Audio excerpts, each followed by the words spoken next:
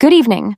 Tonight's top story focuses on U.S. Senator Marco Rubio and his effort to clarify the controversy surrounding former President Donald Trump's recent summit with Vladimir Putin.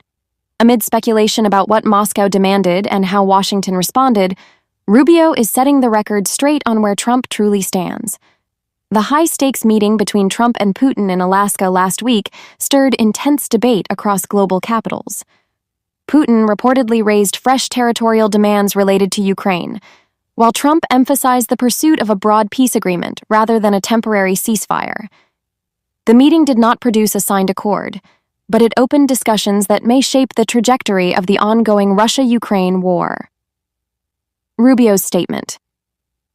Appearing on multiple networks, Senator Rubio underlined that any deal requires mutual concessions. He said, "No side can walk away with everything it wants.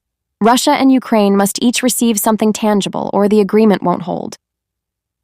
His remarks sought to dispel rumors that Trump had agreed to hand over Ukrainian territory unilaterally. Instead, Rubio insisted the principle guiding talks is negotiation, not surrender. According to diplomatic sources, Putin pressed for recognition of Russian control in parts of the Donetsk region, including areas still under Kiev's administration. Ukrainian President Volodymyr Zelensky flatly rejected that condition. While Zelensky has shown willingness to consider land swap discussions, he reaffirmed that Ukraine will not cede Donetsk outright. This sharp divide remains a central obstacle to any settlement. One of the most notable outcomes of the Alaska talks was Putin's reported willingness to consider U.S. and European-backed security guarantees for Ukraine. Although NATO membership is not on offer, the idea of NATO-style assurances, similar to Article 5 commitments, represents a major shift. Rubio highlighted this as a potential breakthrough, noting that if implemented, such guarantees could give Ukraine credible long-term protection against renewed aggression.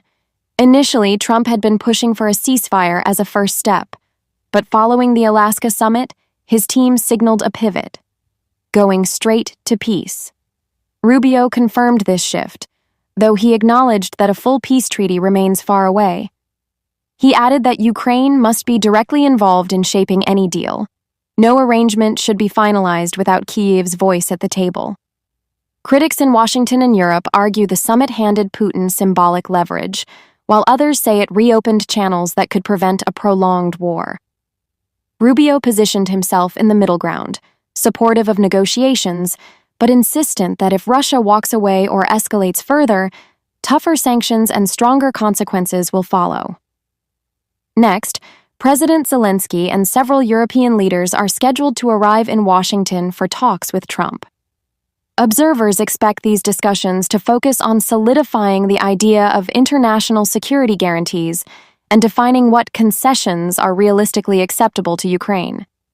In short, Senator Rubio's intervention was aimed at cutting through confusion. He maintains that Trump has not simply bowed to Putin's demands, but is pushing for a broader framework, one that remains uncertain, contentious, and still very much in progress. This story continues to unfold and will keep you updated as negotiations advance in Washington.